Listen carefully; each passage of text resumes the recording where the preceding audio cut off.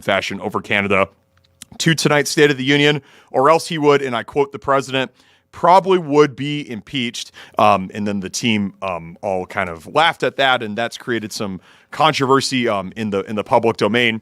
The men's team is there. I saw just a short while ago they were getting a tour of the White House while the song from Leonard Skinner, Free Bird, the unofficial goal song of the men's hockey team, was playing in the background at the White House. And they will be at the State of the Union address tonight. Again, 8 o'clock. Right here on Fox 9, you'll be able to tune into that address, and we will bring you that in its entirety. There are a couple of other notable invitees going to the State of the Union tonight. One of them is Melissa Hortman and her husband, Mark. Of course, Melissa and Mark were assassinated this summer. Their son, Colin, will be a guest of Minnesota Representatives Betty McCollum and Kelly Morrison. We're going to be talking to Richard Painter about that as well. Just like I said, the significance not just of the people that the president invites, but also the significance of people fellow lawmakers invite. All right, we promised this gun legislation discussion from the House to bring you that in its entirety. It's now begun. Grace, when they are in the hearing room. There will be no standing or sitting in walkways or aisles, and if you need further accommodation, please communicate with our sergeant staff. Signs are not permitted in the hearing room or at the testifiers table. Please leave signs outside. Clapping and other disruptions are not allowed. All of the testifiers who have signed up in advance have been provided with a time limit for testimony, and please adhere to these limits. I really don't want to cut anybody off. There are limits there so that we can keep the meeting on time and hear from as many people as possible. A special thank you to our sergeant's office staff and our security staff present for helping maintain decorum in the committee hearing room. Members, as you know, we have 5 bills on the agenda. Thank you to everybody who has submitted written letters. The committee materials are posted online, and there are limited copies for the public at the front entrance. The first order of business today is to approve last meeting's minutes. Vice Chair Feiss, may I have a motion to approve the minutes for February 18th, 2026? So moved. Vice Chair Feiss moves approval of the minutes for February 18, 2026. Any discussion? Hearing none, all those in favor signify by saying aye. Aye. Opposed? The motion prevails and the minutes for February 18th, 2026 are approved. Members, before we start with bill testimony, I just want to make a few comments. Since we adjourned last May, so many terrible acts of gun violence have happened in Minnesota. I want us to take a moment to acknowledge all of those who were lost to gun violence during the interim, including Mark and Melissa Hortman, Gregory Sweeten, the victim who was killed by a weapon of war during a mass shooting outside Cristo Rey Jesuit High School on the afternoon of August 26th, Harper Moisky and Fletcher Merkel, who were killed the next day while praying at Annunciation School Mass, and Renee Good and Alex Preddy, who were shot and killed by masked federal agents during Operation Metro Surge. There have been countless other victims in all of these shootings, those with both physical wounds and mental wounds. These senseless acts of gun violence have created unspeakable loss and trauma for our communities.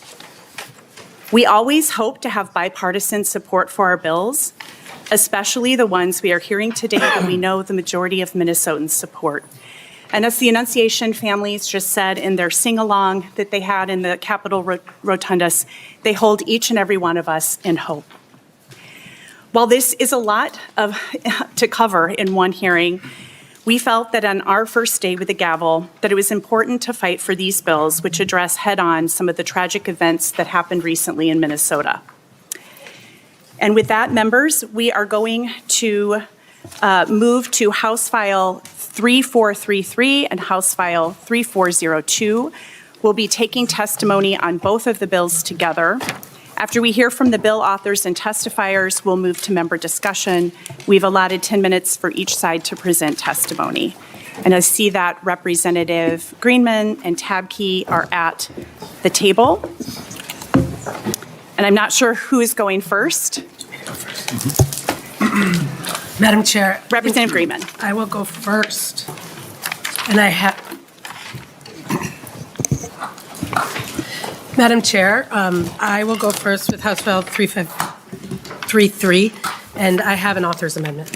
We're going to do the amendment later. We're going to just do the descriptions now of the bill and the testifiers, and we'll do your amendment after that. Great. Thank you, Madam Chair. House File 3433 is a bill that bans the sale and possession of a class of assault weapons designed for warfare that have inflicted so much pain in my community, in our state, and in our country.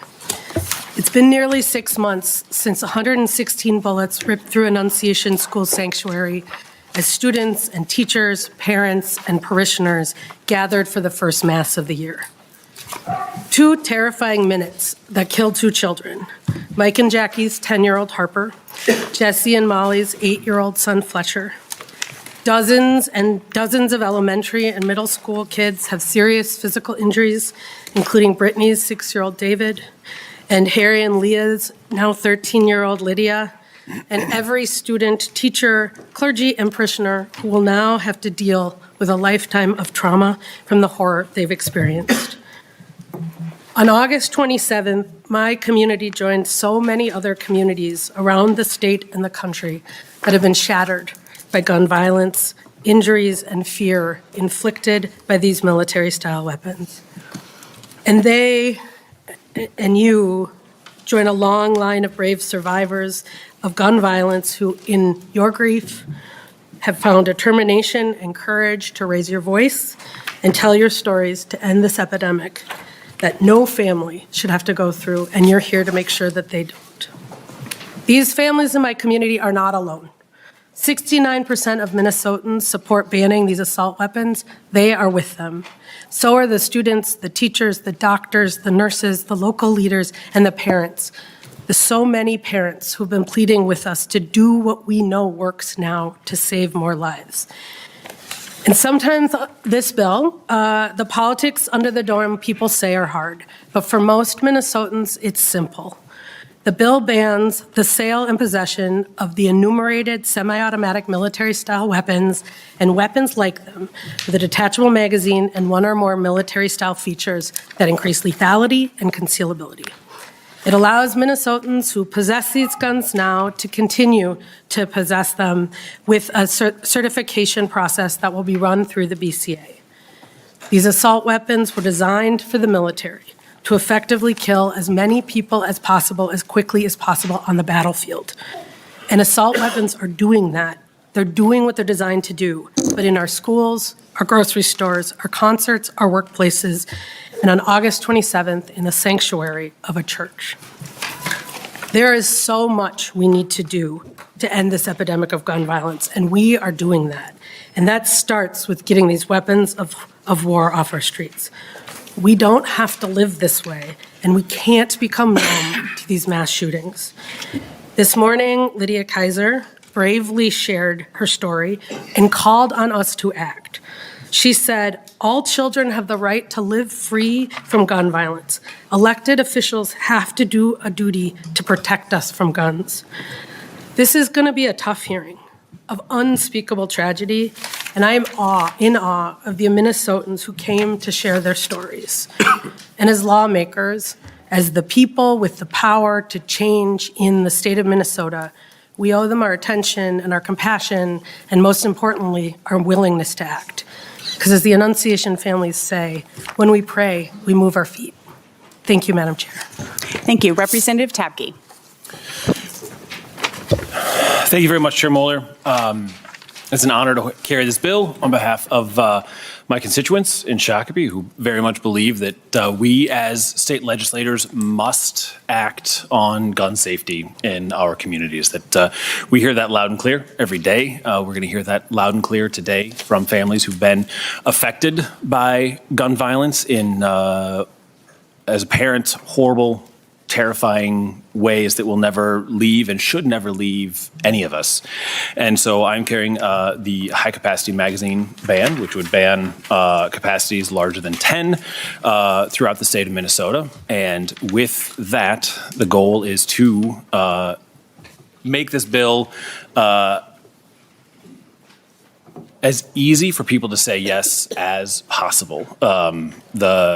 have been trying to work together with Republican colleagues in getting to a yes on this bill, and we'll hope to get there today, and we'll continue to work on this because it is critical that we support our kids, that we support our families, and we find ways to get to yes on these types of bills where we may very much disagree, but need to get things done for the best possible outcomes for our community. So I look forward to conversation today and discussion about how we can move these things forward and moving on from there. So thank you very much, everybody, for the discussion today, and especially again to the parents and families being here and sharing their stories.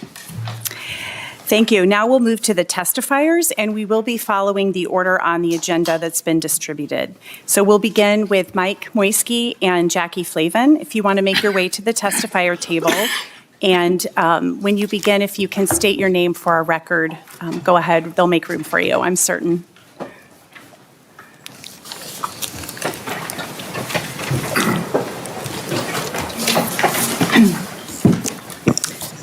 My name is Jackie Flavin.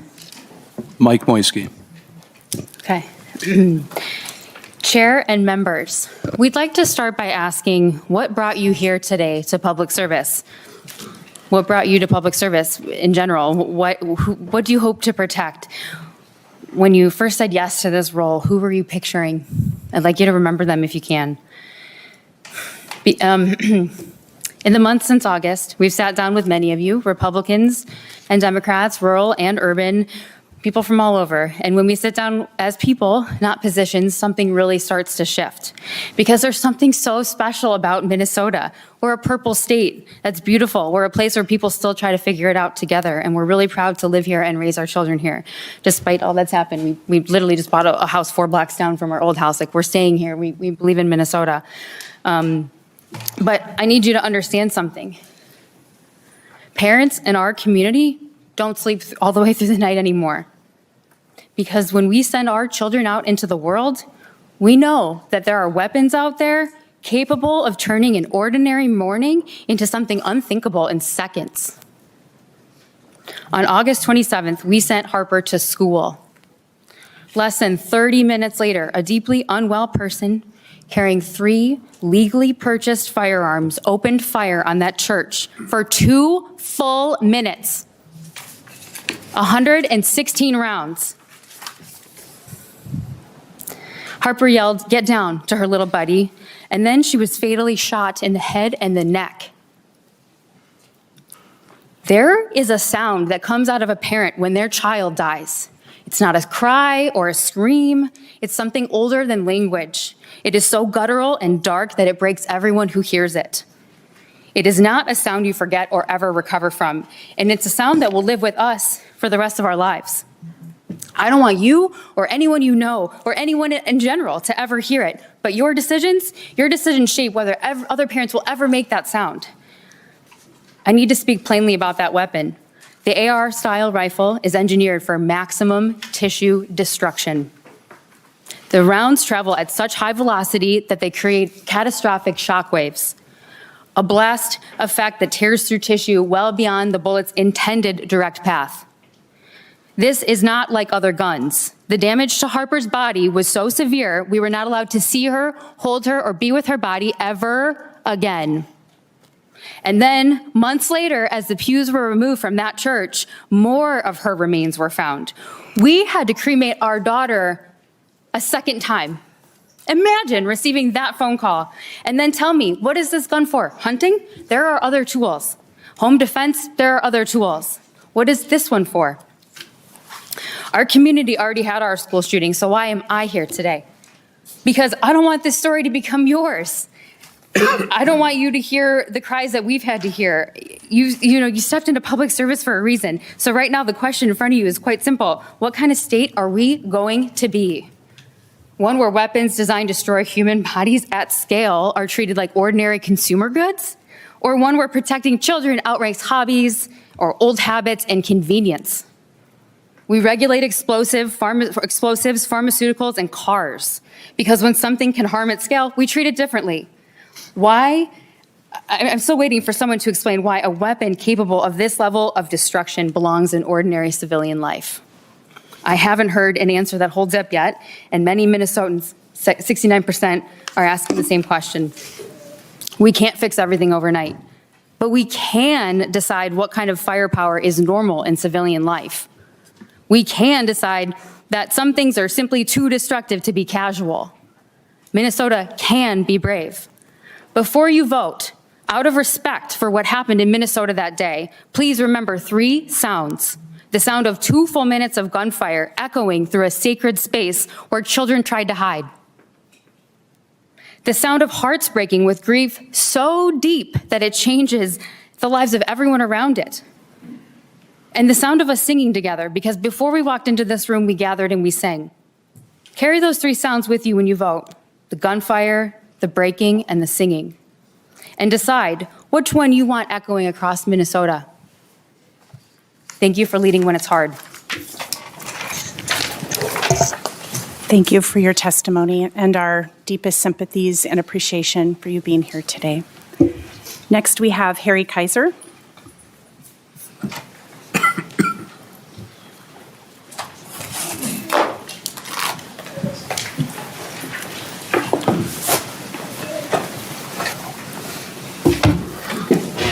And please remember to state your name too before you begin. Welcome.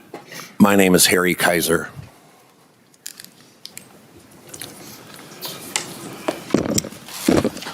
Madam Chair and members, I am the gym teacher at Annunciation. I taught Harper and Fletcher, and I teach all the tough students who survived August 27th. I have been waiting 6 months to come here as a parent and a Minnesotan to share my story to support HF 3402 and HF 3433. What harrowing detail can I add that will change your heart?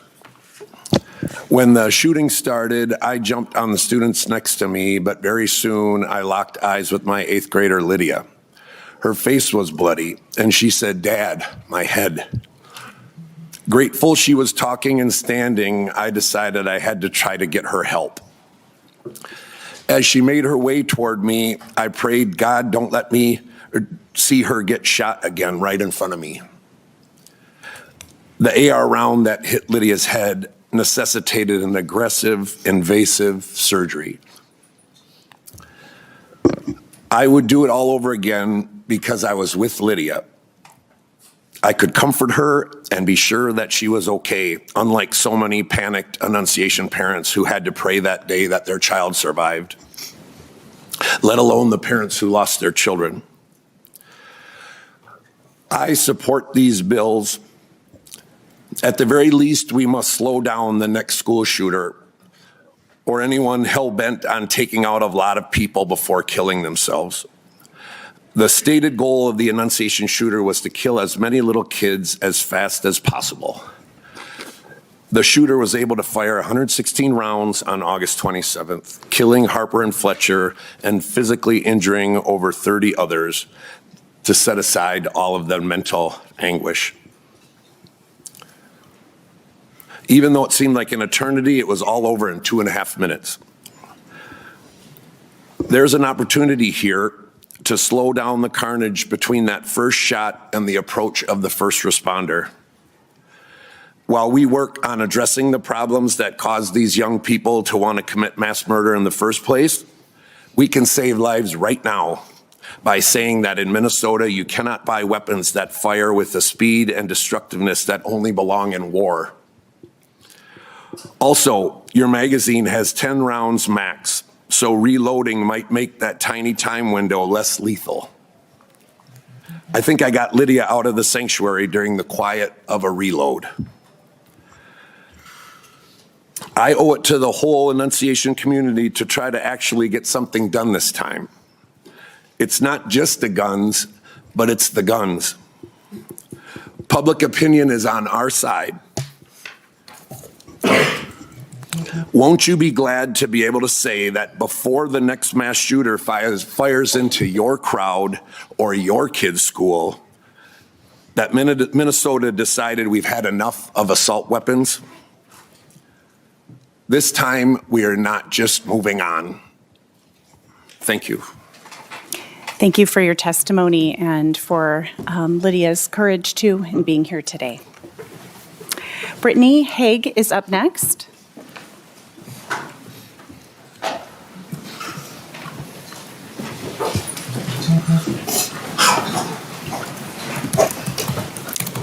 Please introduce yourself and begin. Welcome to the committee.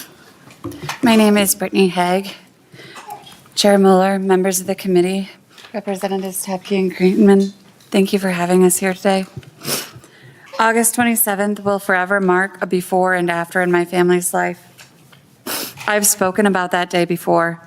Today, I want to focus on what life looks like 6 months after my 6-year-old son became the youngest injured survivor of a school shooting in United States history.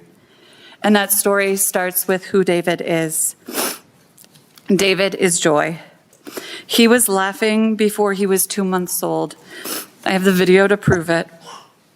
Ask anyone who knows him, and hilarious will be the first word they will use. No first grader has any right to be as good at impressions as David is. He loves riding his bike. He builds fairy houses by the lake. He loves school. Those are hard things to say in the present tense because they're still there, but they are buried. Because David was shot twice in the head, leaving shrapnel embedded in his skull. He was shot in the abdomen, leaving fragments embedded in his spleen. Bullets fired from an AR-15 ricocheted off church pews and tore into both of his calves, his abdomen, his chest, his left shoulder, his arm, and his back, scattering fragments throughout his body. There's an understanding broadly that emotionally and psychologically our family has not recovered, but at 6 months, people look for a recovery story. They look for resiliency. We are often prompted to reassure them he's still scared, but physically he's doing well. The truth is, he isn't. Recovery from these weapons is not quick. It is not linear. It is not one surgery and a scar. It is ongoing, invasive, and uncertain. We are navigating a path with no clear end point. Since January 1st alone, my first grader has had 18 therapy sessions, 2 sleep therapy sessions, 1 appointment with his sleep pediatrician, 2 medication management visits, 5 occupational therapy sessions, 2 neurology appointments, 2 physical therapy appointments, 1 lab appointment, 1 visit to plan for future CT scans, 1 visit to manage feeding, 1 for sleep, 1 for anxiety, and 1 for his elevated lead levels. Hours in waiting rooms, hours in therapy, hours spent talking about nightmares and panic and lead mitigation instead of spelling words and riding bikes. Because he was shot with a high-velocity weapon, firing ammunition containing lead, we are now monitoring the rising levels in his blood. We are facing the possibility of additional surgeries, not to repair what was done that day, but to prevent further damage from fragments that are poisoning his body as we speak. This is what 6 months look like. It is not a clean recovery. It is not closure. It is a child who still carries pieces of a weapon inside of him. Pieces of ammunition our state has recognized as harmful to wildlife because lead contamination is bad for the environment. And yet those fragments remain in my son. When you discuss policy when you discuss policy about our children, I am asking you to move beyond your rehearsed positions. I am asking you to step away from talking points and remember the children for whom this policy is not abstract. The families who live this reality every day and deserve genuine consideration and discussion for the cost you are asking us to bear. The cost in time, in childhood, in our family's sense of safety. These decisions are complex. I recognize that. I respect that. But complexity should not prevent honest examination. My 6-year-old is living the outcome of each of your decisions. If his body is going to have a conversation, or if this body is going to have a conversation about violence in our society, let it be grounded in reality, not abstraction. Let it be brave enough to be honest and human, because the impact of these weapons does not end when the ambulance leaves. It does not end with a hospital discharge. It does not end when the stitches dissolve. It does not end at 6 months. It will not end at a year. This is our life. It is forever. For some families, it never ends. Please do not forget us. Thank you. Thank you for your testimony, and just thank you to all the Annunciation families who have shared a horrible day, but also what the aftermath looks like for all of you. With our committee, both with your testimony today, verbally and in writing. We've received many of your letters and emails, and we appreciate that you spent the time sharing that with us. Next, we have Dr. Tim Kumar.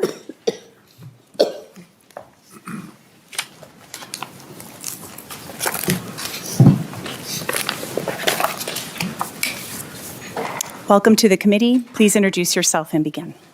Hi, my name is Dr. Tim Kumar. I'm an emergency physician at Hennepin Healthcare and assistant medical director of Hennepin EMS. I was the first physician on scene at the shooting at Annunciation. Unfortunately, I've been on scene and cared for many victims of gun violence in our community. I'm speaking to you from direct experience treating these injuries and being on scene for these tragedies. I'm here to tell you that the type of weapon directly impacts the severity of these tragedies and the trauma suffered by patients, first responders, and healthcare providers. Over 100 rounds were fired that morning. Not 5 bullets, not 10 bullets, not 15. The type of weapon allowed for that. The type of weapon took injuries that may have been minor and made them life-threatening. A tragedy that could have been 1 or 2 victims became a tragedy of more than 20 people shot because of the type of weapon used. These weapons were originally developed for military combat and are capable of causing more casualties, not less, and more destruction of human tissue and bone, not less.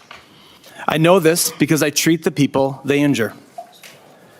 In a tragedy like Annunciation, with so many critically injured patients, our paramedics are trained to care for more than 1 patient at a time, so more patients reach the hospital faster. That morning, our paramedics cared for multiple children in the back of their ambulances as they rushed them to the hospital. Children shot in the head, in the back, in the abdomen, each of them crying out for their parents. That is what maximum casualties and maximum injury looks like. Some will argue that the type of gun does not matter. But unless you have treated these patients firsthand, they cannot truly understand what these weapons do to the body. At a gun range, the hole in a paper target may look similar from a handgun or a high-velocity rifle, but the difference in the human body can be devastating. And if you think this is just my personal opinion, we have submitted a letter signed by the emergency physicians and advanced practice providers of the Department of Emergency Medicine at Hennepin Healthcare, as well as the medical directors of Hennepin EMS. We see these injuries and we support these measures. Today, I have no doubt we will hear about responsible Minnesotans. But my patients, Lydia, who's in the room, is a responsible Minnesotan. The people of Hennepin County, the people of Minnesota are responsible Minnesotans. They have the right to go to school, to go to church, to live in the communities without fear of being shot. I have colleagues in other countries who have never treated a gunshot wound. This level of violence is not normal. Please take meaningful and swift action to limit access to these weapons. Thank you. Thank you for your testimony and for reminding us the impacts on first responders and others. And again, we have letters that are in the packets from other doctors, nurses, mental health professionals. Next, we're going to move on to the testifiers in opposition. And if I'll call who's on deck so you can both come up at the same time. We've got Rob Dorr and Brian Ghosh. We did go a little bit over, so we'll make sure we have equal time for your testifiers as well. You know the drill. Welcome back to the committee. Please introduce yourself and begin. Thank you, Madam Chair, members. I'm Rob Dorr. I'm the president of the Minnesota Gun Owners Law Center. What happened at Annunciation is unthinkable. Families are shattered, and a church and a school were turned into a crime scene. The instinct to act is human. The duty to act wisely is legislative. Proponents often rely on the '94 assault weapons ban as proof that the ban would be effective, but the data tells a different story. When you look at the '94 assault weapons ban, gun homicide rates were already falling before the ban went into place. They did fall over the course of the ban, that's true, but then they continued to fall for an additional 10 years after that, reaching their low in 2014. And while that 10-year period where the gun deaths went down, that same period oversaw a huge increase in the purchases of those previously banned items. The dramatic spike did not come at the end of the ban. That didn't happen until 15 years later during the COVID era. And even then, as it is now, all rifles, so whether you're talking hunting rifles, target rifles, or what you call assault weapons, account for low single digits of homicides in Minnesota every year. Correlation is not causation. This bill is premised entirely on the false presumption that banning something makes it go away. Every time the government has attempted to ban something, broad prohibition of common items, common activities, it does not eliminate those things. It drives them underground, creates a lucrative illicit market, and it only empowers those who are already willing to ignore the law. Criminals don't comply with these laws, and a deranged attacker does not care about the laws that you pass here. But ordinary people do. Ordinary people should not be criminalized for owning ordinary things. And the Supreme Court has repeatedly agreed that these arms, these accessories are in common use, and things that are in common use are protected by the Second Amendment. These measures would face immediate litigation if passed.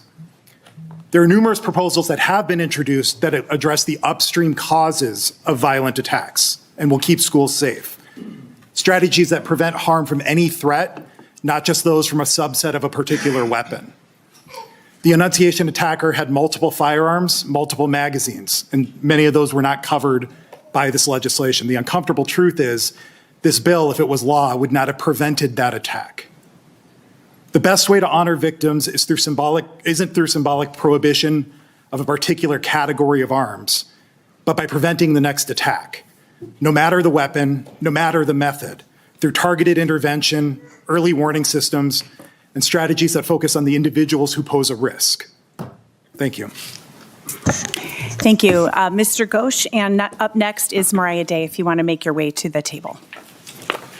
Thank you, Madam Chair, members of the House Public Safety Committee meeting. My name is Brian Ghosh. I'm a lawyer, registered lobbyist of the National Rifle Association. And to piggyback on the previous remarks, focus on the individual and the harm that they seek to do. Currently in Minnesota Code, we have 253B, the civil commitment statutes. It would be worthy of doing a deep dive into those statutes and strengthening them to get people like this off the street and to get them the mental health treatment they need prior to committing these bad acts against other people or themselves. Arguably, the existing process in place could have and should have worked to have already done that. Certainly signs were there where this person should have been getting mental health treatment and involuntarily committed, as the case may be, so that this tragedy never happened. This is a very expansive AR-15 AK platform ban on a very commonly owned firearm across the country, including Minnesota. And the high-capacity magazines, the so-called, that's a new definition that would be in Minnesota law. There are hundreds of thousands and millions across the country of these. Almost 1 billion of them have been sold. and acquired, and you would be eliminating something that is commonly used. So in the Heller case, the U.S. Supreme Court case, they talk about that test. If it's in common use, you can't ban it. Now, there's been litigation across the country. There'll continue to be litigation. The U.S. Supreme Court has hinted at taking this up in the next term or two to decide this case. I think we'd be wise to let the Supreme Court make the law of the land instead of getting ahead of that. There was a 10-year ban on so-called assault rifles in America. That was from 1994 to 2004. You heard reference to that. That they did conclude that that did not have an effect of reducing crime or murders.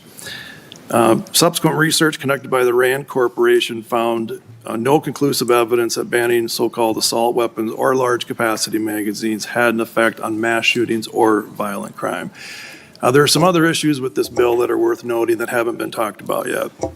The grandfather clause in the bill that talks about, you heard the proponent say, well, you can, if you have one, you can keep one. Well, can you? And can you use it? Like Minnesotans have grown to use these. This in common use in Minnesota, a rich history of hunting and shooting sports and a growing shooting sports in high school and college.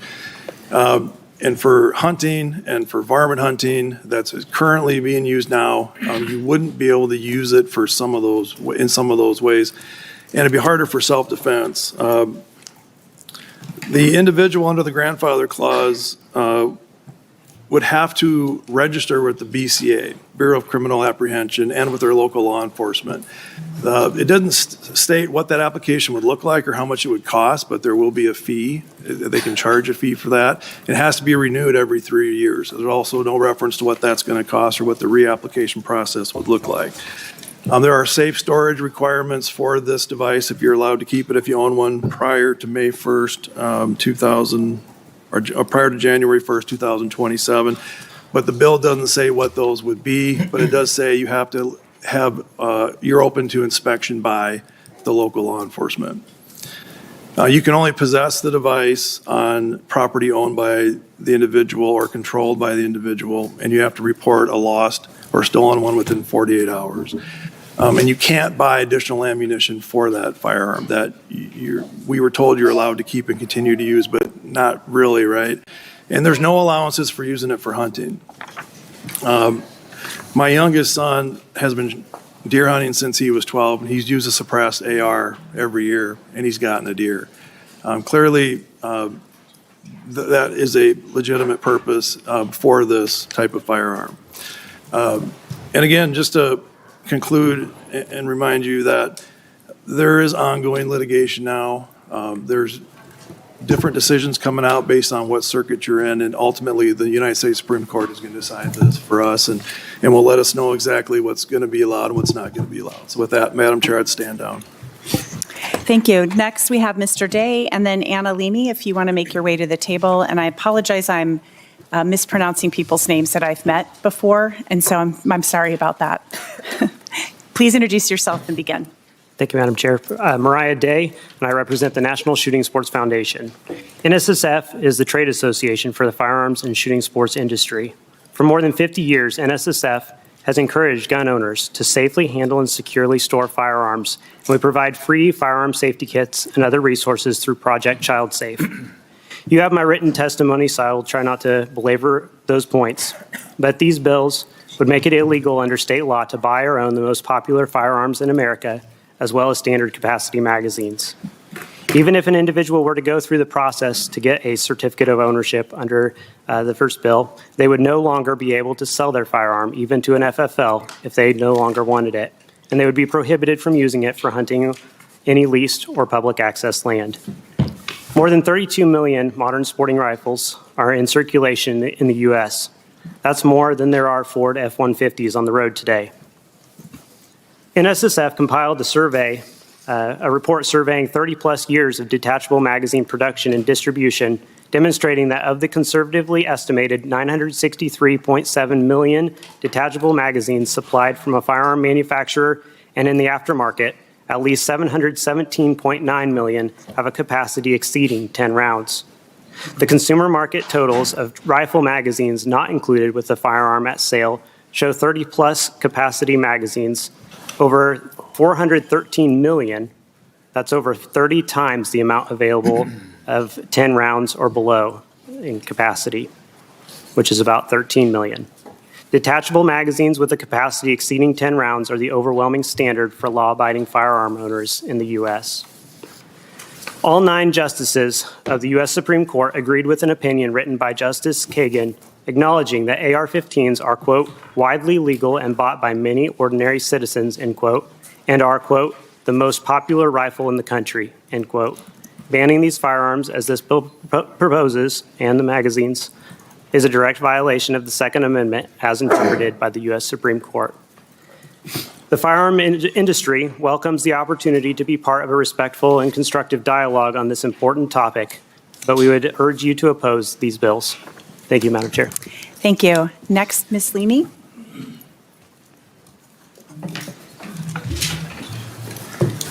Madam Chair and members of this committee, thank you. My name is Anna Leamy, Director of Government Relations and Advocacy for the Minnesota Gun Owners Caucus. We grieve with the families and the entire Annunciation community. Nothing we say here today diminishes that loss. The question before you is whether House File 3402 and House File 3433 will prevent the next attack, or whether they create new constitutional problems without delivering measurable safety gains. I would also like to address Governor Walz's comments that only the gun industry is testifying here today. We had national experts and everyday Minnesotans who were denied both the ability to speak here today as well as submitting written testimony over technicalities such as hyperlinks in their documents. One of these experts, Amy Swear, who was denied testimony, is here today with physical copies of her testimony full of data and facts available for you all. House File 3402 and House File 3433 also are a policy mismatch. Minnesota's 2024 homicide data shows 170 criminal homicide victims statewide. Rifles, all rifles, whether for hunting, target practice, or what you call an assault weapon, were used in 3 of those cases. Rifle homicides are rare. Annunciation itself involved multiple firearms, a rifle, a shotgun, and 2 handguns. Targeting one style of firearm solely based on cosmetic and ergonomic factors does not remove intent or prevent substitution. The deadliest attack on a school in our nation's history was not done with a firearm, it was done with a bomb. And the deadliest school shooting was done with 2 handguns, not a rifle. Even if prohibition somehow eliminated the things you're trying to ban, it would not keep our kids safe. Our communities deserve better than the partisan, symbolic measures offered here today. We can invest in measures that have broad bipartisan support, measures that intervene upstream long before any form of danger manifests. We respectfully urge you to oppose House File 3402 and House File 3433 and pursue solutions that are constitutional, practical, and demonstrably effective. Thank you. Thanks for your testimony. And just for the record, the idea that there were some technicalities that didn't allow for letters to get submitted, I really resent that. These are the letters in opposition. These are the letters in support. My staff has worked around the clock over the weekend to make sure that these all got in there. It says very clearly on the website that hyperlinks aren't allowed and that PDFs should be submitted. So just to be clear. And we did have a little less time on your side than ours. And so the person that you mentioned, I'd be glad to have her testify right now if she has 2 minutes of testimony. And I don't remember who, Amy, I don't remember her name. So she can come up. And we did offer the other side to give us a list of names. And so we obviously, I'm sure every Annunciation family would have wanted the opportunity to testify here today as well. And so we gave the other side an opportunity for names. Please, welcome to the committee. Introduce yourself and begin your testimony.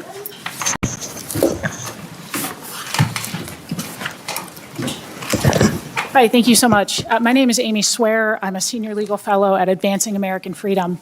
Let me start by saying the obvious thing in the room.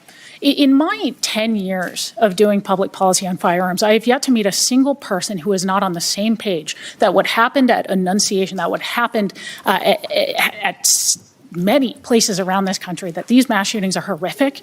No child deserves to go to school feeling as though they are unsafe, and no parent should ever have to go through what these parents who have testified today have gone through. And this is such a significant issue that we need to actually tell them the truth and be honest with them about reality. And it's a hard truth.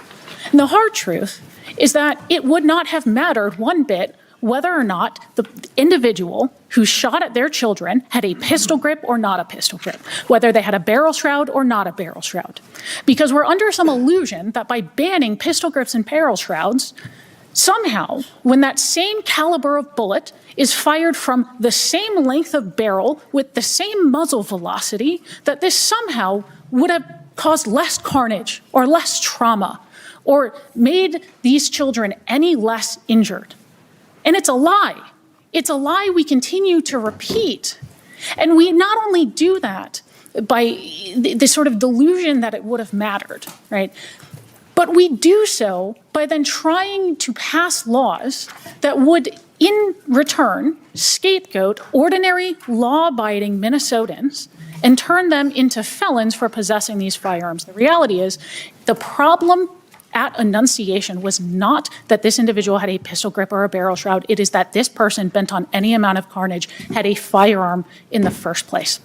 And frankly, when we step back from this and you go through the data on multi-victim shootings in this state, and frankly in every other state, but particularly in this state, as I have done in the testimony that was rejected for hyperlinks, that I would like to point out, there have been submissions on the other side that were accepted with hyperlinks as well and were not rejected for that same technicality. When you go through that data, you see that Annunciation is unlike most multi-victim shootings in this state, which are perpetrated by individuals who are not law-abiding gun owners, but who are part of a small subset of repeat violent offenders who continue to get firearms despite being prohibited persons. And as I point out in that testimony, most of these individuals should have been in jail. The reason they weren't in jail was because of policies that allowed them to remain in the public, terrorizing ordinary law-abiding Minnesotans while they should have been in jail. These are things that we have to discuss if we are going to have honest conversations about this, because I agree with prior testimony. This is something that deserves to be grounded in reality. This is something that we have to have these hard conversations about. And so I do appreciate being able to have 2 minutes. I will leave it with this final statement. It is concerning to me that such a serious conversation as this one has been limited to 4 testifiers on each side. It deserves more discussion than that. Thank you. Thank you. To our knowledge, all hyperlinks had been removed from the documents. People are human and make mistakes. This is an urgent situation that we need to address. If we had agreement to go later into the evening to hear more about that, it would be fine with me. Next, we are going to actually move to the bills. Representative Greenman, would you like to move that House File 3433 be re-referred to the Judiciary, Finance, and Civil Law Committee? Thank you, Madam Chair. That's my motion. Representative Greenman, your bill is before us, and you do have an author's amendment. Would you like to move the A3 amendment to get the bill in the shape you'd like to present it in? I would. Thank you, Madam Chair. And if you could please explain that amendment to us. Thank you. The author's amendment is based on language, most of it based on technical guidance from the BCA, clarifying that the certification data is private under the Data Practices Act, and clarifying that the BCA is responsible for certification process and for notifying local law enforcement agencies, that that's the BCA's responsibility, and then some cleanup language that we wanted to include. Any discussion to the A3 amendment? Seeing none, all those in favor signify by saying aye. Aye. Opposed? The A3 amendment is adopted. All right, now to the discussion of House File 3433 as amended. Representative Hudson. Thank you, Madam Chair, and this will apply to both the bills that were presented before us here today. So just to frame us in current events, last night Fox 9 reported that police confirmed Monday that they're investigating a double homicide. The suspect is a 24-year-old man who was recently released from jail after making bail on a gun possession and fleeing police case. Shortly after leaving jail, Chief O'Hara says that the suspect went to a family member's home and opened fire, killing 2 people ages 14 and 23, who are believed to be his cousins. That's what we're dealing with. That's the reality. I appreciate these bills being brought forward today because they give us the opportunity to draw 2 very important contrasts. The first is in how discussion has been taking place in other committees today. In state government finance, we heard the OIG bill where there was much discussion and concern expressed from the DFL regarding the constitutionality of the language that came over to us from the Senate. In judiciary, we heard a bill from Leader Long establishing a cause of action for people who feel like their constitutional rights have been violated. Again, much concern expressed about constitutional rights and being allegiant to the oaths that we all took when we took our oath of office. And now here we are looking at 2 bills that completely gut the Second Amendment indescribably. These would both fall to Bruin. They would fall to Heller. And the second contrast is last week in this committee, we listened to members on the other side argue against aggravated sentencing for gun criminals who've been convicted on 3 separate occasions of felonies with a firearm. And then in this very same room earlier today at Finance, DFL argued against funds for physical security upgrades for schools, including non-public schools, such as Annunciation. So I got to say, I'm a little sick and tired of hearing the rhetoric that it's Republicans, and not just Republicans, but anybody who actually values their constitutional right to the ability to protect themselves and their families, that we're the ones who don't want to take action. A little sick of the pretense that taking action can only possibly mean taking away firearms from law-abiding citizens. Under the trifecta, 23 and 24, here's the list of gun control measures that did not prevent the Annunciation shooting. Expanded background checks did not prevent the Annunciation shooting. Extreme risk protection orders, also known as red flag laws, did not prevent the Annunciation shooting. Domestic violence firearm prohibition expansion did not prevent the Annunciation shooting. Binary trigger ban did not prevent the Annunciation shooting. These bills would place Minnesota in the highest tier of gun control alongside states like California, New York, and Illinois. States not exactly known for their lack of gun crime. The best argument against these bills is any given weekend in Chicago. Thank you. Further member discussion? Representative Duran. Thank you, Madam Chair. One of the questions I have for you that I was just reading here, would a police officer be in violation of this law if they carry off duty? Representative Greenman. Thank you, Madam Chair. If you look at the language that includes the exception for, and I can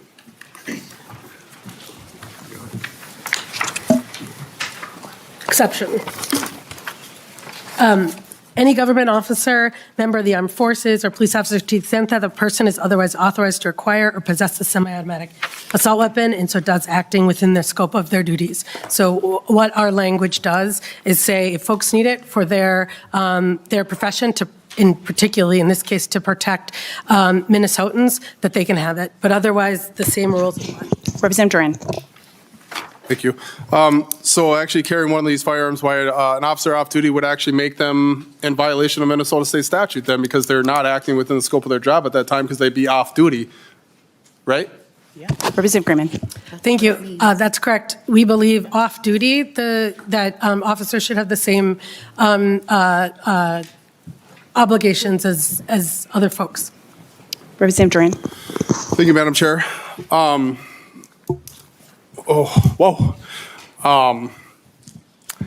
My next question is, I guess we've discussed this multiple times, but I think I just need to hear from you. Are there more mass shootings done by pistols or rifles? Can you clarify that? Representative Greenman. I can give you all the data on mass shootings. And what we acknowledge, you listed off, Representative Hudson listed off a set of bills, many of which have saved lives. They do not save every life. We know with our epidemic of gun violence, it is multifaceted. And a lot of the reasons is because we have a lot of guns in our communities, more than any other country in the world. And so when we talk about what we know as the top 10 mass shootings, 9 of them have been with assault weapons that were designed for war, that were designed for maximum casualty, high velocity. And so we can get into all, and I would like to talk about how all of the other ways we are going to talk about safe storage so that we have less handgun deaths. We're going to talk about increasing red flag laws so we actually take care of the folks who should not have these, and we need to do more work on that. But when we talk about mass shootings, it is absolutely in the data that these, as we heard Dr. Kumar say, that in addition to being involved in the biggest mass shootings, they are also creating more casualties and death. And if we can save lives, we will, and that's what this bill does. Representative Durant, there are other people on the list. Do you have one more follow-up? I do. Go ahead. Sorry. I just need to clarify this. I mean, the fact that we heard it multiple times and you refused to answer the question, I'm worried here that I guess you're hitting it just because it may look scary. Now, I think I'm the only one in this room that actually has gone to combat and actually carried these weapons of so-called war that you may be talking about. Combat. So as far as I know, I didn't carry one of these. So I'm really kind of concerned that we bring up this whole fact of weapons of war, weapons of war, weapons of war. But I've been there. And I didn't carry one of these. So I think we need to be careful with our wording because of the fact that we're just into the fear-mongering aspect of things and not going down to the actual problem we have. More handguns are used in mass shootings than rifles. We know this. It's statistical. You can't get away from it. This is theatrical.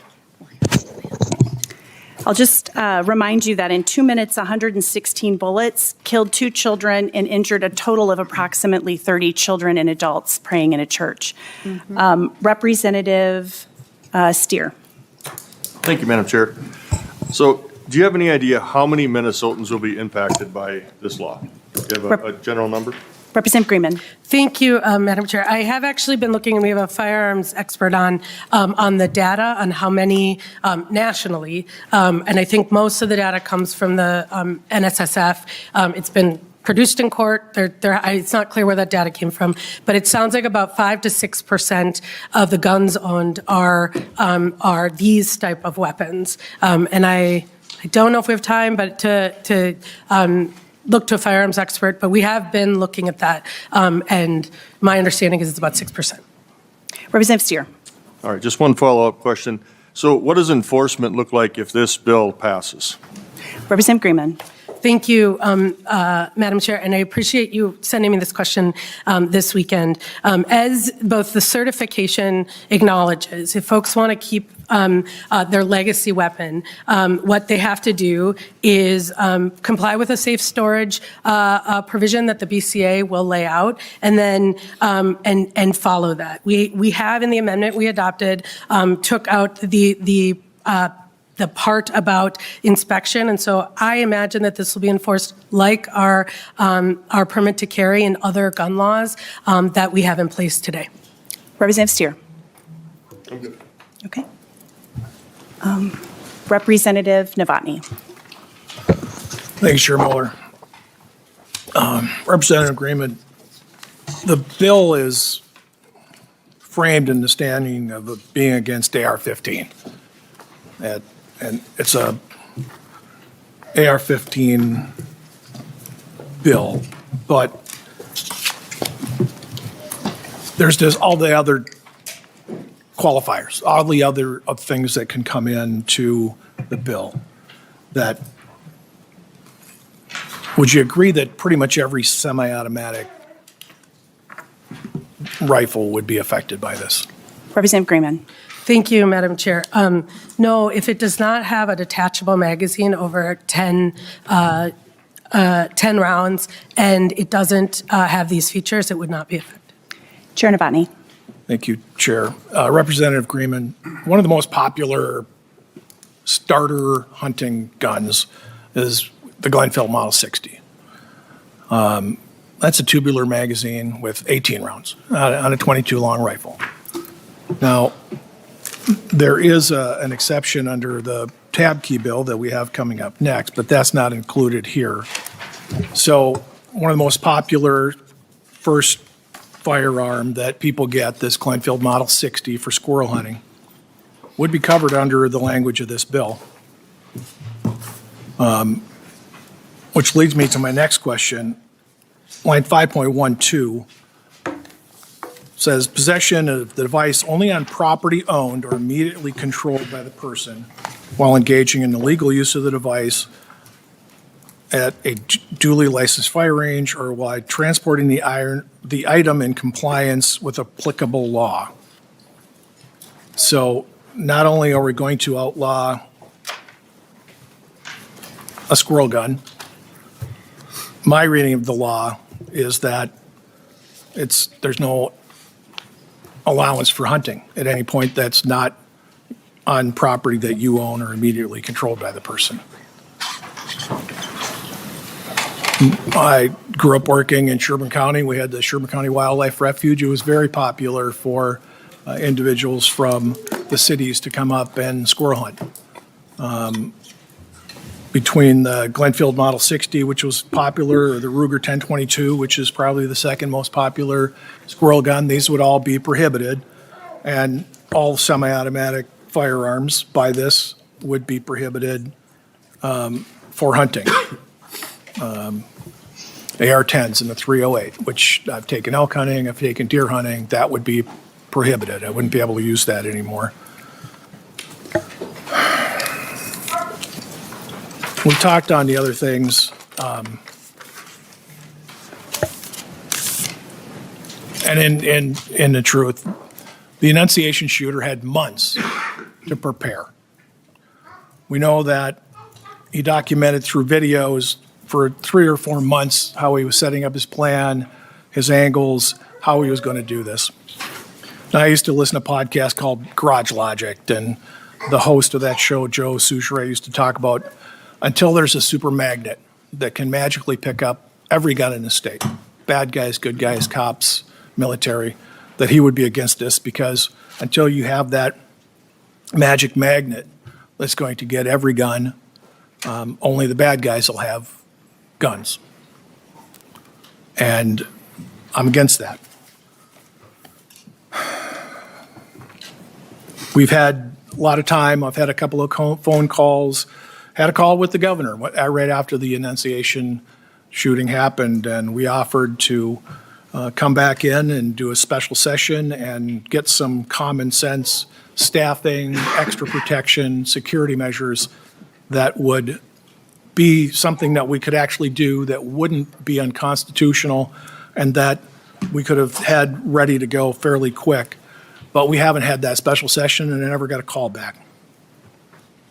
This bill would unfairly impact individuals that live in high impact areas or high density areas like the cities, just from the standpoint that they're more likely to have contact with law enforcement. This bill, I think, would most likely not achieve the goals that it's proposed to solve because there's so many things that they do. What we've seen in all of these school shootings or mass shootings is the one thing they fear when they do their plan is the arrival of the good guy with the gun that will stop them. And the less good guys with guns or gals with guns that are there to stop them, that gives them more time to cause their havoc. As been pointed out by testimony, and we all know this, that this bill would be in conflict with previous Supreme Court decisions. The bill would be unenforceable given the scope and the magnitude of what you're planning to do and how you're planning to do it. And the bill would also make probably over 1 million, You'd make 1 million felons out of currently law enforcement following individuals. And with that, I recommend a no vote. All right, Representative Greenman, your closing remarks. Thank you, Madam Chair. And just a note on constitutionality, because that's come up. A note since Bruin, we would be the 12th state. 1/3 of the population of the United States currently lives in a state that has a ban on assault weapons. Since Bruin, 5 federal appellate courts in the 1st, 2nd, 3rd, 4th, and 7th Circuit have ruled that assault weapons bans have upheld the ban, or have upheld the bans.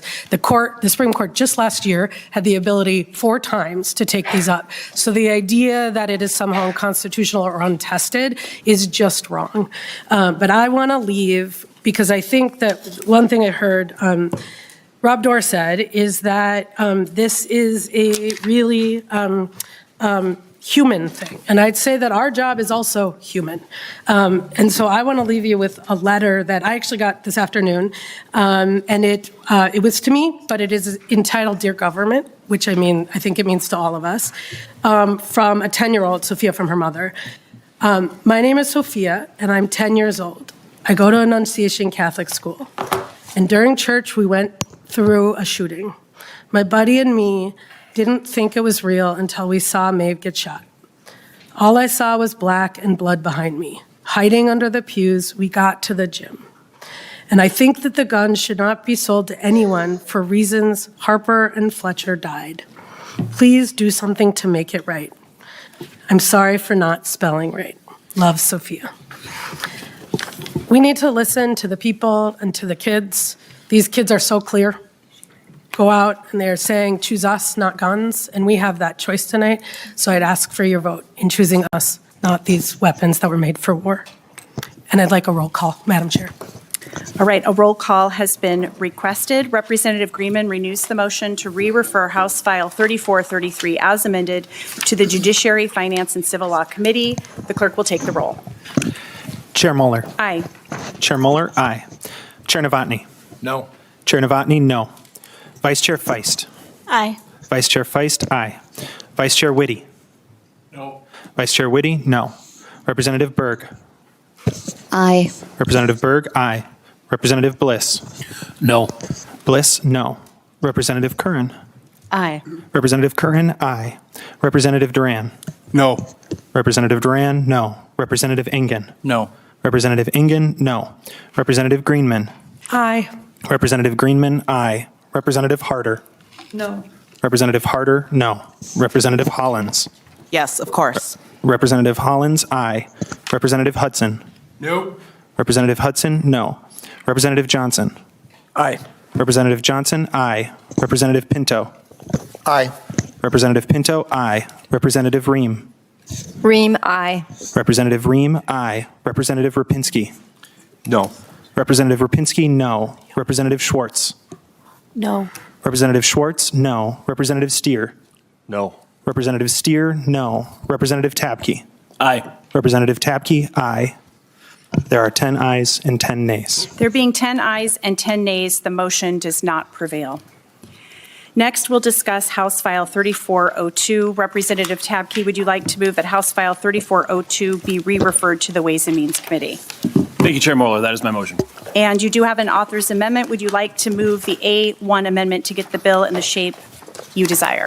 Yes, please, Chair Moeller. Please describe the A1 amendment. The A1 amendment changes the felony from 5 years to 2 years. Any discussion to the amendment? Seeing none, all those in favor signify by saying aye. Aye. Aye. Opposed? The motion prevails and the A1 amendment is adopted.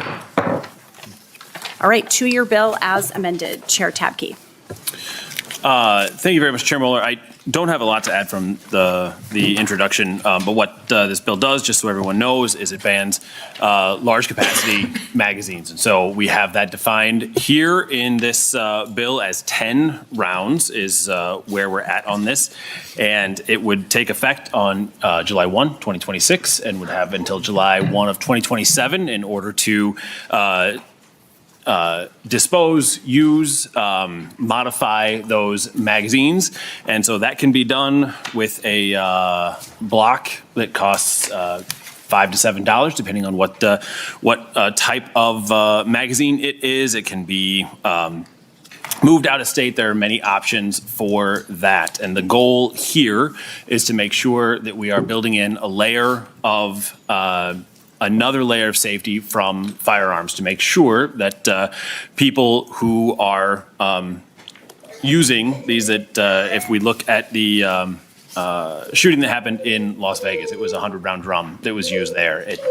And we haven't talked a ton about the Annunciation shootings with what the magazines were there, and we're not going to today because that is still under investigation and that is happening currently. But with this, we know that there are many times that this has been utilized and would add a layer of safety so that we can hopefully continue to save more lives. Thank you. Questions? Questions from the committee. Representative Duran. Thank you, Madam Chair. Representative Tapke, would this also go along with law enforcement carrying off duty as well? Would that make them a violation of the law? Correct. Okay. Sorry. Representative Tapke. Yes. Representative Duran. Thank you, Madam Chair. Sorry. So the Glock 17, which is commonly, a common pistol used by all law enforcement officers when they're carrying, on duty. So when they carry off duty, they have to switch their firearm that they're normally trained with and comfortable with in order to abide by this law, right? Representative Tapke. Chair Mueller, Representative Duran, yes. Representative Duran. I'm in. Thank you. Anything else? Chair Novotny. Thank you, Chair Mueller. Representative Tapke, just want to make sure you're aware that magazines aren't controlled. Referring back to the Annunciation shooter, he had months, as we said, to plan. At any point, he could have got in his car, driven to Hudson. Had he been in total compliance enough and he complied with Representative Greenman's bill and registered his gun, got rid of his large capacity magazines or converted them, there's nothing that would have stopped him from making a 20-minute drive to Hudson and picking up these large capacity magazines, as you call them, in a different state. He had plenty of time to do this. He was going to come up with what he needed to do to fulfill his plan, no matter what. I'd like to point out that the darkest day in my living history was September 11th, 2001, where people with suicidal ideologies, like the Annunciation shooter had, were able to kill over 3,000 people with nothing but box cutters. Or you can use fertilizer and fuel oil and a rented van. This is an unenforceable law. You have no idea how many magazines are out there and how you're going to control it. With that, I recommend that the members vote no. And before you close, Representative Tapke, I just want to say that I know our members would love to make comments and statements as well, but in the sake of time, I know, I'm so sorry, but in the sake of time, we really wanted to make sure that our colleagues across the aisle had opportunity to question and comment. And so I just don't want the public to think that's a reflection for lack of support for these bills or position, but also it's recognizing the urgency of the moment and the importance of getting these passed. With that, Representative Tapke, if you want to close. Thank you, Chair Mueller. Now, first, I'll respond to Chair Novotny. I hear what you're saying. I understand what you're saying there, but the fact is that you don't know that. You don't know for sure that this couldn't have helped. You absolutely have no way of knowing that if there had been more pauses, if there had been more pauses under duress, if there had been more pauses in that shooting, that it couldn't have helped. Would it have helped? I don't know. We simply do not know for sure. But do we know that it could have helped? Absolutely. That is something that could have helped in this situation, in many other situations, and for where we're at today, more importantly, in situations yet to come. We know that there will be more mass shootings in the state of Minnesota. We know that there are things that we can and should be doing. And I believe that we're abdicating our responsibility by not taking some reasonable steps in moving forward. So there, in the letters that we've gotten, we have it's been shared that this is unprecedented, that this is absolutely beyond the pale of things that that could possibly happen with gun safety. And it is absolutely precedented. There are 14 other states plus the District of Columbia that have magazine limits. And those are working. We know that they're saving lives, and we know that that can continue to help here in Minnesota. So this is not intended to be burdensome. This is not intended to go that direction. We also have a lot of folks saying that this is unconstitutional. And there is absolutely nothing to say that this is unconstitutional. This is held up in court time and time and time again.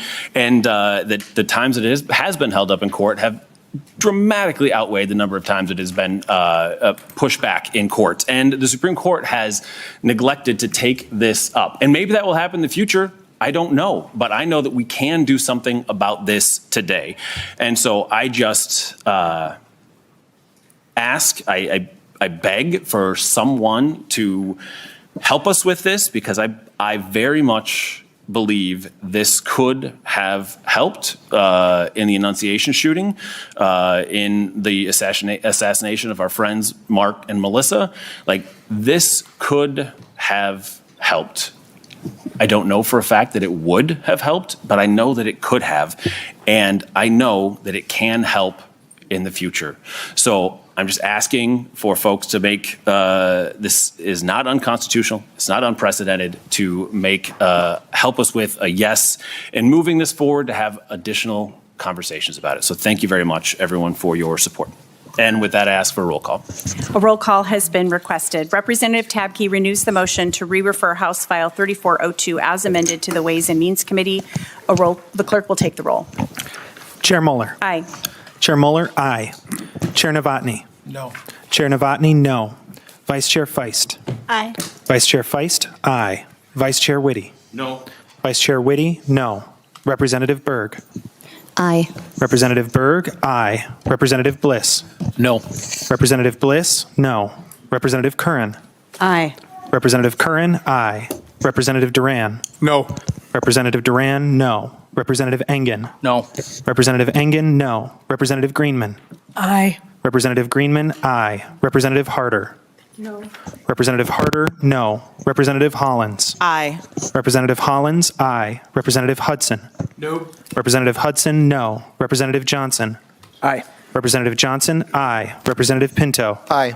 Representative Pinto, aye. Representative Ream. Ream, aye. Representative Ream, aye. Representative Rapinski. No. Representative Rapinski, no. Representative Schwartz. No. Representative Schwartz, no. Representative Steer. No. Representative Steer, no. Representative Tabke. Aye. Representative Tabke, aye. There are 10 ayes and 10 nays. There being 10 ayes and 10 nays, the motion does not prevail. Members, we are going to move on to some other bills. Just want everybody to take a deep breath and also recognize that people may be coming and going from the room, and if you can do your best to minimize the outside noise, that's much appreciated. The next bill we have up is House File 3404. This is Representative Cleaborn's bill and Representative Bonner's bill. I will move to recommend that House File 3404 be re-referred to the Ways and Means Committee. You do have an author's amendment. I will move the A3 amendment. And would you like to describe what the amendment does? Chair Cleaborn. Yes, we can do that now, or we could do it with the bill itself as we just go through the separate pieces. Does anybody have any questions about the amendment? All right, we'll go ahead and adopt the amendment now, so the bill's in the shape you want. Okay. All those in favor of the A3 signify by saying aye. Aye. Opposed? The amendment is adopted. And I don't know who's starting, but I'm starting. Go ahead, Chair Cleaborn. Yes, thank you. I would just like to thank the committee for taking the time to hear this important bill, 3404. It comes out of the events of June 14th, 2025, but I want to make the committee aware that this bill having to do with people impersonating themselves as a police officer is really about two things. It's about protecting the integrity of law enforcement so that citizens in our state feel confident when an officer arrives at their home that they truly are an officer, and it enhances public safety. And that is the purpose of this bill. I would like to thank MPPOA, the Chiefs Association, the Sheriff's Association, and the Municipal Legislative Commission and their 19-member cities for their letters of support of this bill. I would also like to thank the members of this committee who worked with me to get this bill drafted and to make sure that it was in the best possible form for passage. So thank you for that. And with that, I'm going to move to Co-Chair Bonner to introduce, we'll walk through the bill, and then we'll go through them section by section quickly. Representative Bonner, welcome. Thank you. I will just briefly say thank you for everyone for hearing this bill. I think, without going into much detail, I think we all know that this bill is highly personal to me.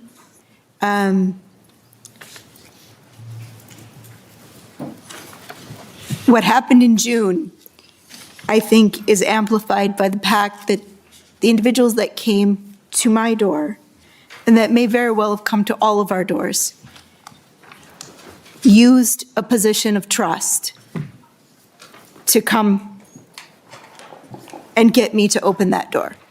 And so I think this is really important to talk about public safety, but overall, this bill is really important because it speaks to this idea of trust and how we restore that trust in those that we believe in law enforcement. And with that, I will just say, we'll start with section 1. The intent to mislead. This particular part starts with that version and adds a felony that may come with a sentence of imprisonment for not more than 2 years or the payment of a fine of not more than $4,000 or both.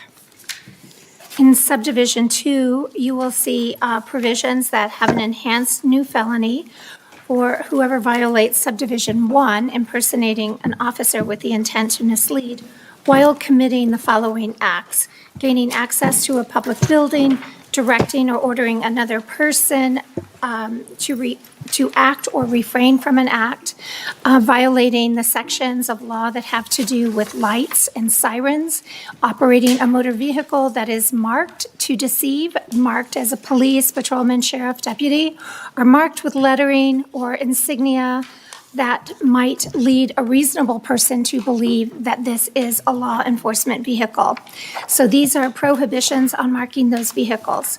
Also, there is a new provision in law, which is, you will find on lines 2.10 to 2.12, that displaying equipment commonly attached to law enforcement vehicles or facsimile of equipment that would reasonably lead a person to believe that the motor vehicle is a law enforcement vehicle is prohibited. And that provision came to us from the Chiefs Association, so I thank them for that. Subdivision 3 talks about the previous violation, including the possession of a firearm.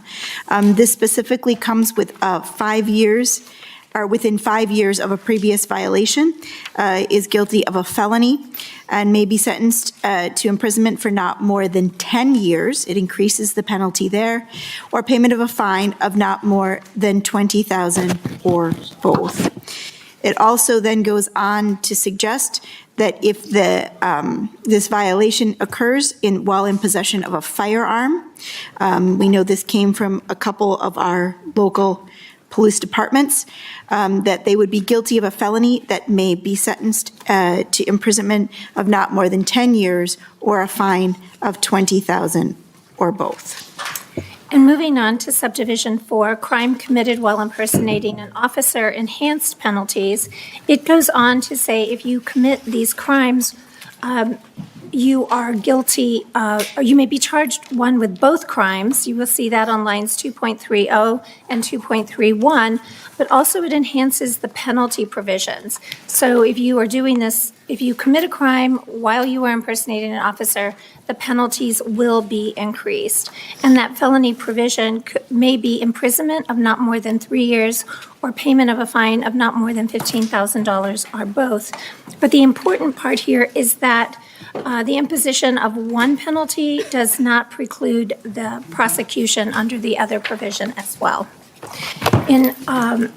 With the A3 amendment, which would be the subdivision 5, what we have done is deleted the original language, and we have added, the original language had to do with how other people identify. And this changes, the A3 changes it to how Minnesota officers must identify. And I would like to thank Representative Steer for your work on this, and Representative Novotny for your work as well. So what it does is it basically lays out for the public to have confidence in the person who comes to their door. And it pertains to post board officers, federally recognized tribes officers, officers who may come to our state during a hot pursuit, who would be following up, which are legally allowed to do.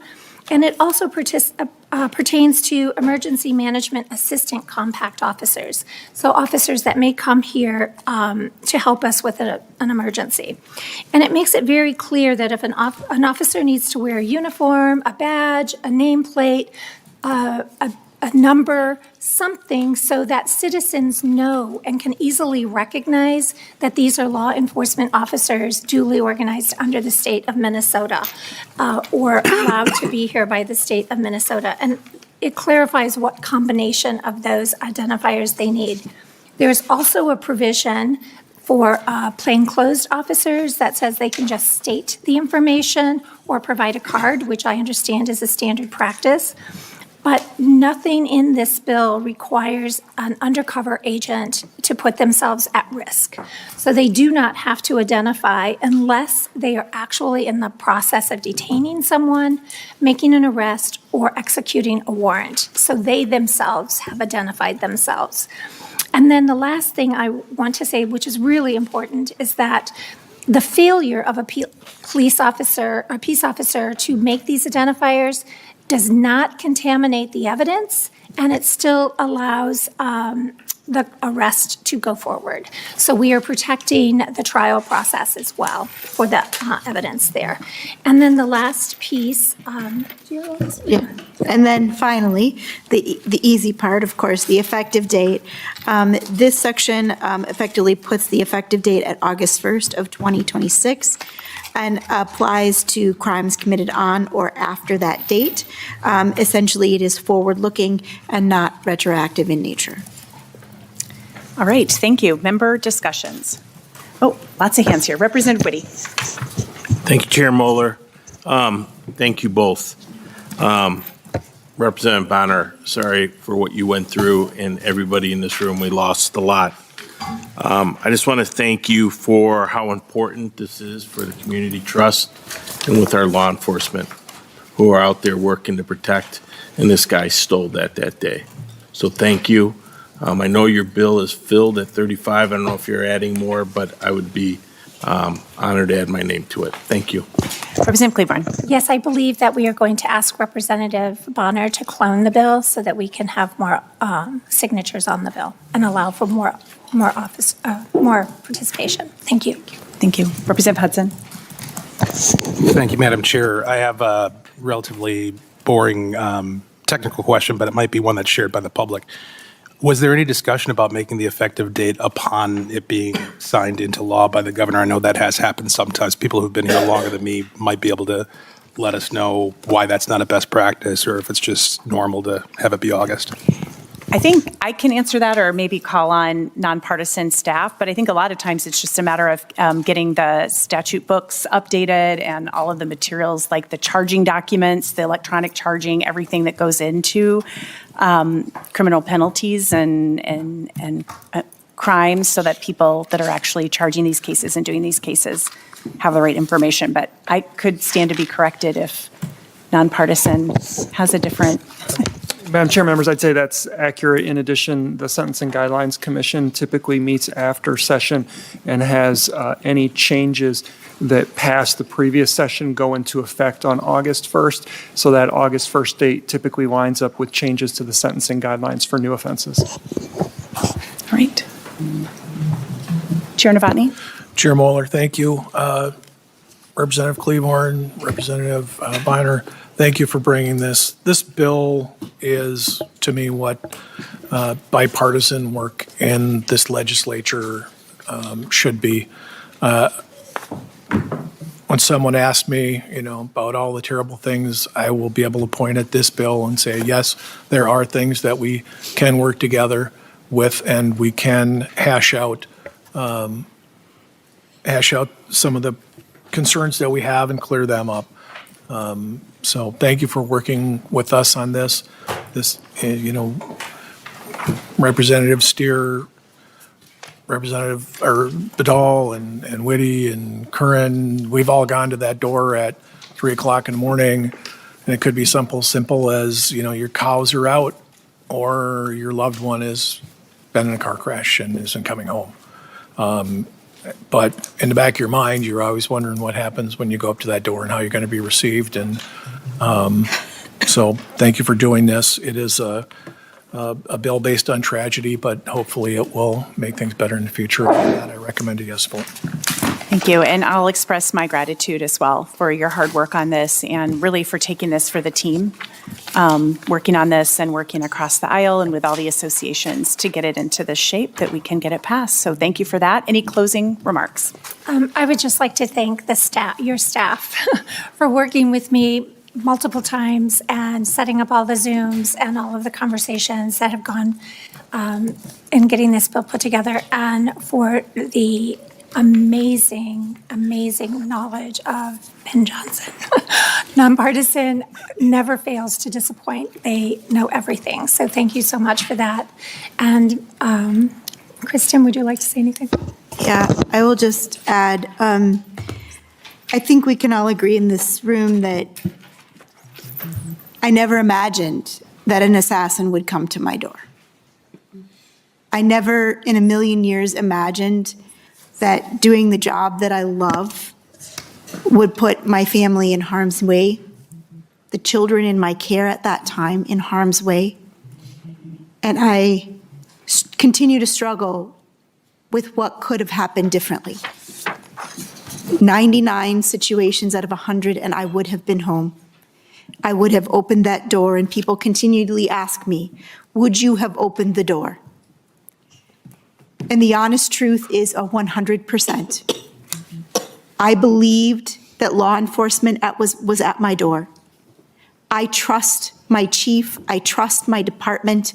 I've been through the Citizens Police Academy, and I know many of these officers personally. They are good, decent human beings. I would 100% have trusted in them. And that is what makes this particularly heinous. But I think what I want to say at this point is that because I implicitly trust my chief and my local officers to keep me, my family, and my community safe, last June, that trust was broken by a man attempting to tarnish the good work of law enforcement professionals. This bill is a first step in affirming that these high standards are put in place to restore public trust and to ensure that our neighbors, including my family, can once again feel safe. Thank you. Thank you. And with that, I renew the motion to recommend that House File 3404 as amended be re-referred to the Ways and Means Committee. All those in favor signify by saying aye. Aye. Opposed? The motion prevails. Thank you again. We've still got time, members. So next we're going to move to House File 3412, Representative Finke's bill. And welcome to the committee, Representative.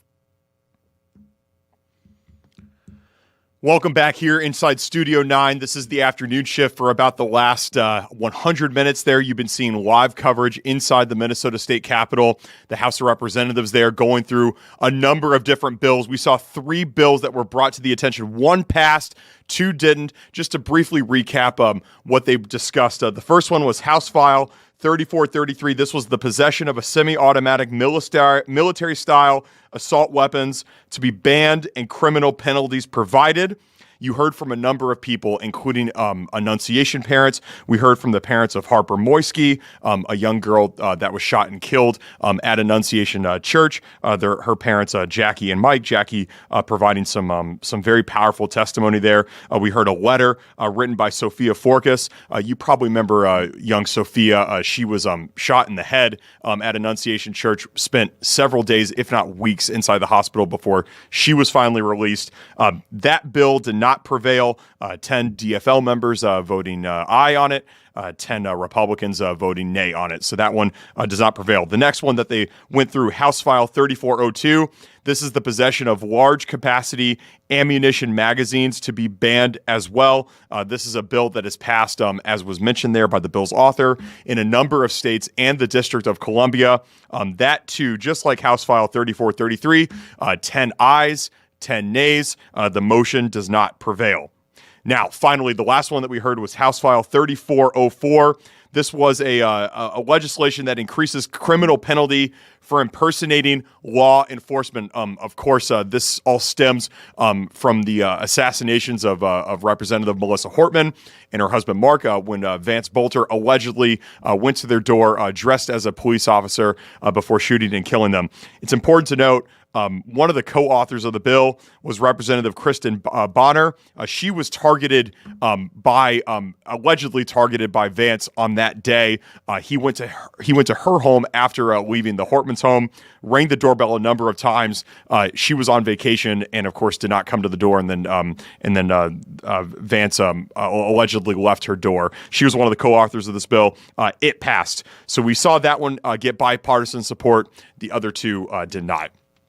Speaking of bipartisanship, we're going to go from Minnesota State Capitol to the United States Capitol, where tonight the State of the Union address is going to be held, and we're going to be talking to a law professor from the University of Minnesota that can explain everything that we're going to see tonight. Don't go anywhere. The afternoon shift continues after this.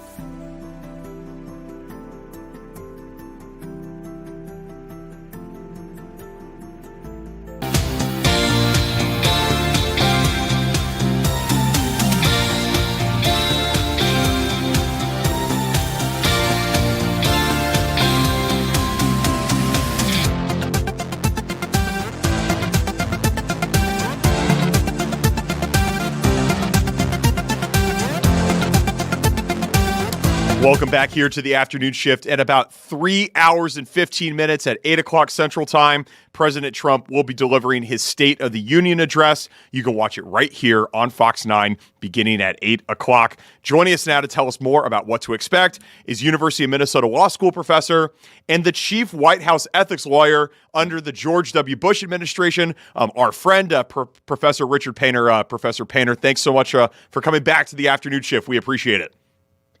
Thank you for having me. Yes, thank you for all your perspectives. Professor Painter, what exactly is the purpose of the State of the Union address? Well, the objective is for the president to explain to Congress and to the public the policies of the president and what the president expects to accomplish over the next year or two in his administration. The State of the Union started as merely a report from the president to Congress, and that was the objective for the Congress to hear from the president every year. And a written report would be written and so forth. But what has happened now is that we have a big State of the Union speech that is addressed not just to the members of Congress and the members of the Supreme Court but to the American people, for the president to explain his agenda and his objectives for the remainder of his term. Professor Painter, I want to go back to your days in the George W. Bush administration. Obviously, you had very close ties to the president. What went into preparing for a speech like this? Is this fair to say that this is the biggest annual speech the president gives every year? It's a very important speech. Certainly, it's a very important speech to the public. And that's what it's become. I mean, it originally was a report to Congress, but has really become a speech that's directed at the public to explain the president's policies. There certainly is more focus on this speech than any other given by the president. And of course, the TV audience and so forth. The only possible exception being a president who's running for re-election when he gives his convention speech. That also, of course, draws a lot of television audience, and as does the inauguration speech. But apart from those exceptions, this is the speech. Yeah.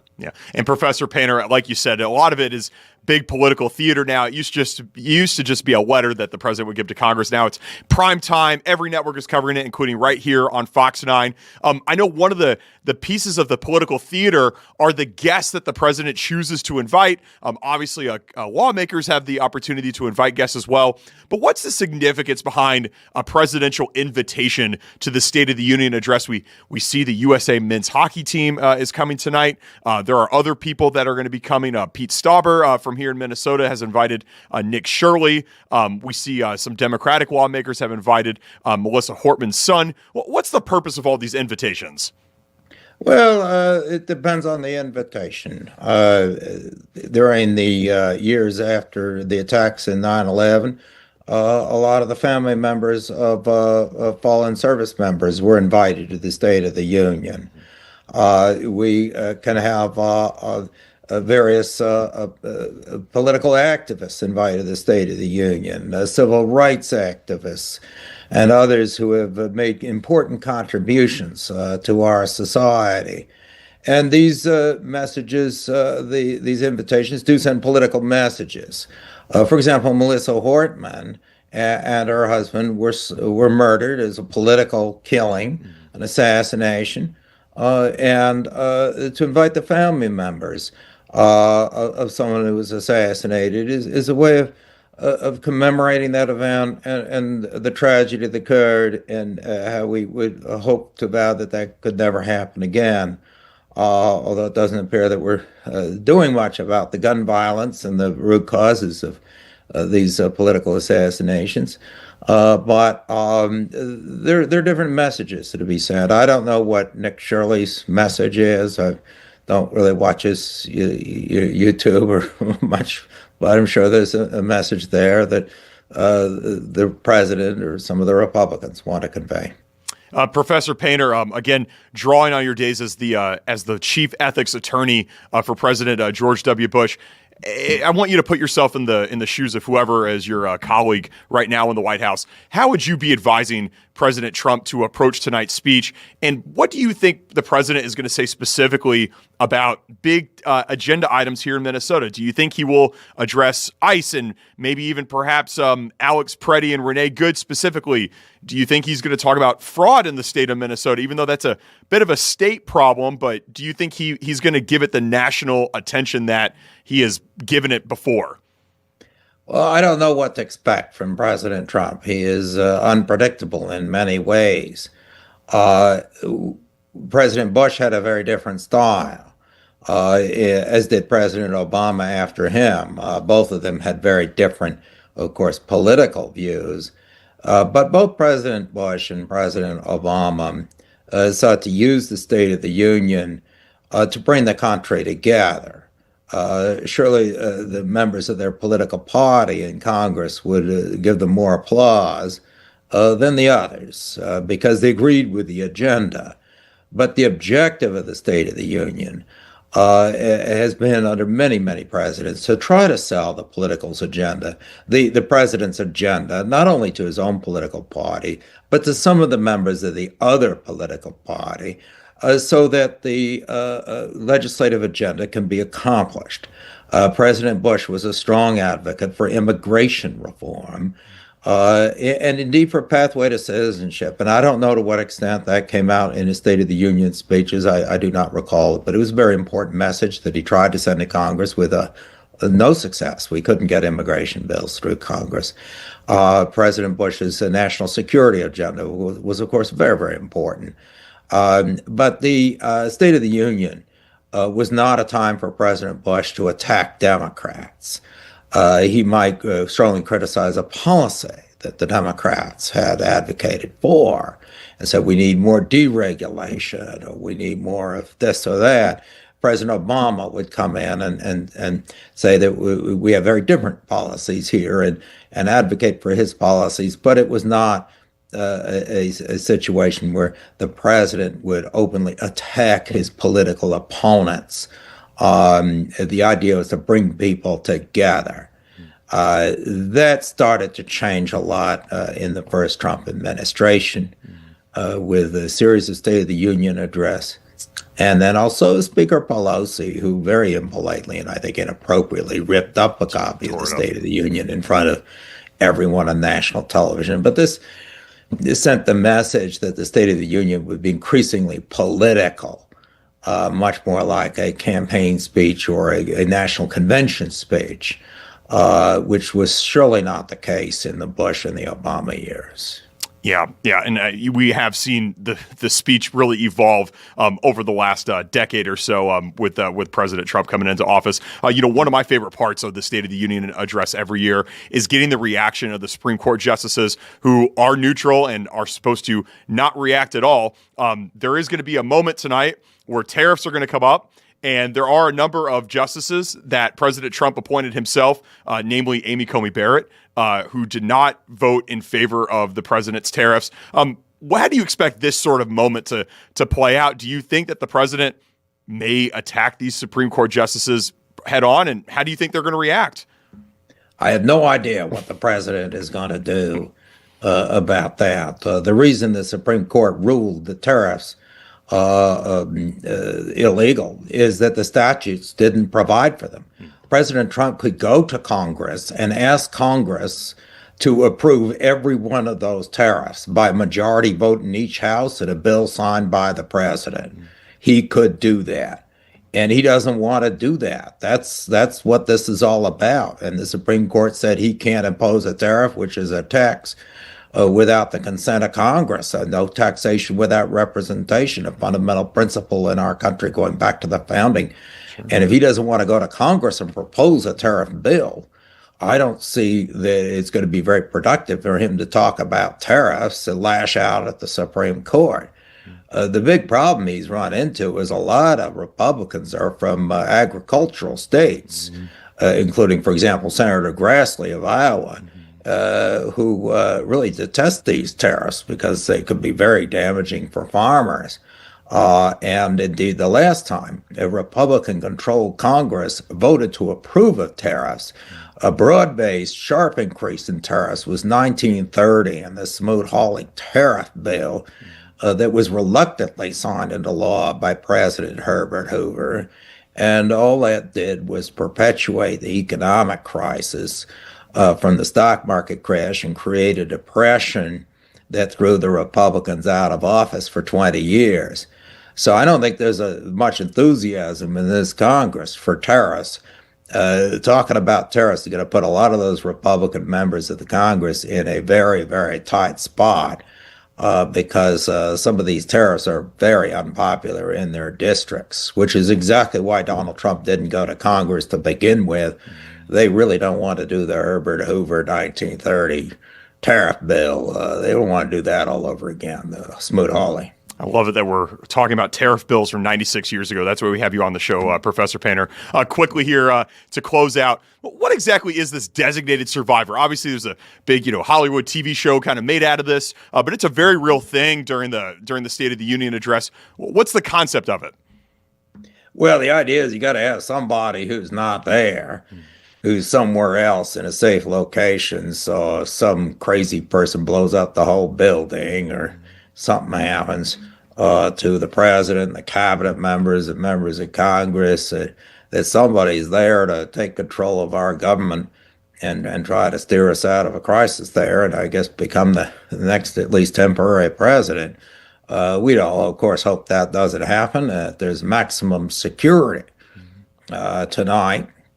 But, in this age of political violence and all that, and what happened to Melissa Hortman, a lot of people are scared about political violence and or a terrorist attack or something like that. I think the chances are extremely low. But every State of the Union, there is a designated survivor.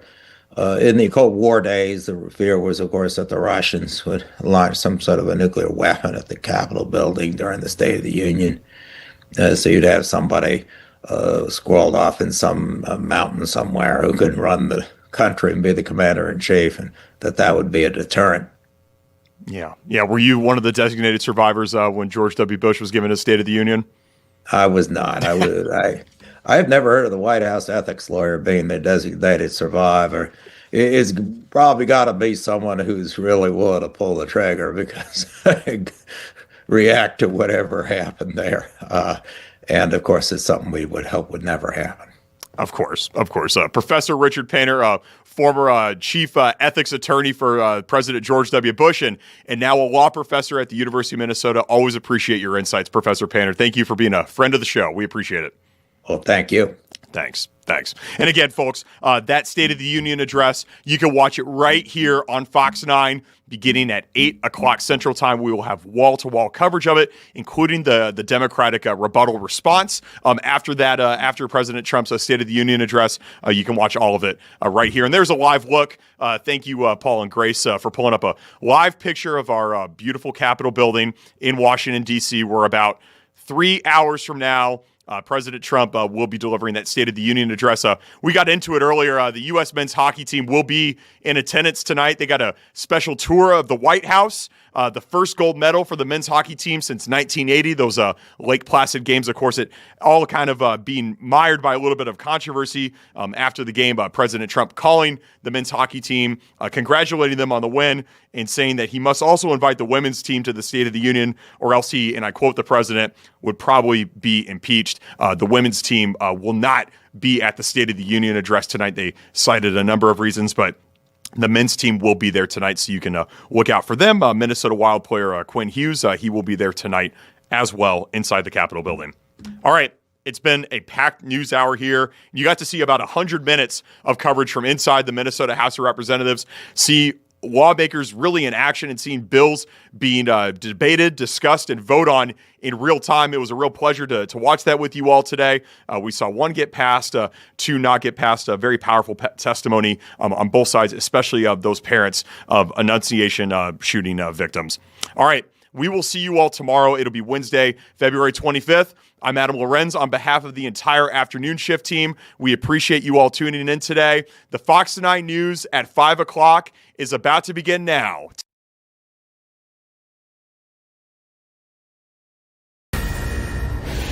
Good evening, I'm Bill Malugin, and this is your Fox News Report. The State of the Union